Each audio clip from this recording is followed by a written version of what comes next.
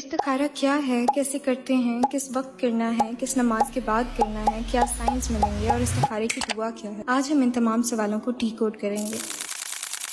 استخارہ عربی زبان کا لفظ ہے جس کا مطلب ہے بہتری طلب کرنا یا خیر مانگنا۔ اسلام میں جب ہم کسی معاملے میں کنفیوزڈ ہوں یا کسی فیصلے کے حوالے سے سمجھ نہ آ رہا ہو کہ ہمارے لیے کیا بہتر ہے تو ہم استخارے کے ذریعے اللہ پاک سے خیر اور رہنمائی طلب کرتے ہیں، یعنی ہم اللہ سے یہ مانگتے ہیں کہ جو آپشن ہمارے دین، دنیا اور انجام کے لیے بہتر ہو اللہ اسے ہمارے لیے آسان کر دیں اور اس میں برکت عطا فرما دیں۔ لیکن یہاں ایک چیز ذہن میں رکھیں کہ استخارہ کوئی فارچون ٹیلنگ یا فال نکالنے کا عمل نہیں ہے، یہ ایک دعا ہے اور توکل کا عمل ہے۔ اب سوال آتا ہے کہ استخارہ کیا کیسے جائے؟ آپ وضو کریں اور استخارے کی نیت سے 2 رکعت نفل ادا کریں، پھر نماز کے بعد استخارے کی مسنون دعا پڑھیں۔ دعا میں جہاں حاضل امر کا لفظ آئے وہاں اپنے اس معاملے کو ذہن میں رکھیں جس کے حوالے سے آپ استخارہ کر رہے ہیں اور پھر دعا مکمل کریں۔ اب استخارہ کے بعد کیا کرنا ہے، اس حوالے سے ہماری سوسائٹی میں کافی متس پائے جاتے ہیں۔ کہا جاتا ہے کہ استخارہ کے بعد کوئی خاص سائن ملتا ہے، کوئی خواب آتا ہے، یہاں تک کہ کلرز بھی اسپیسیفائی کیے ہوئے ہیں۔ گرین کا مطلب بہتری اور ریڈ کا مطلب ڈینجر۔ نو، آپ اپنی طرف سے سوچ سمجھ کر معلومات حاصل کر کے اور ضرورت ہو تو مشورہ کر کے فیصلہ کریں اور پھر اللہ پاک پر توکل کریں۔ یہ ضروری نہیں ہے کہ آپ کو کوئی سپر نیچرل سائنس ملے۔ پھر سوال آتا ہے کہ استخارہ کس وقت کیا جائے؟ استخارہ کے لیے کوئی خاص وقت مقرر نہیں ہوتا، آپ اسے دن یا رات میں کسی بھی وقت کر سکتے ہیں، لیکن کیونکہ اس میں 2 رکعت نفل نماز ہوتی ہے اس لیے ان اوقات کا خیال رکھیں جن میں نفل نماز پڑھنا منع ہے،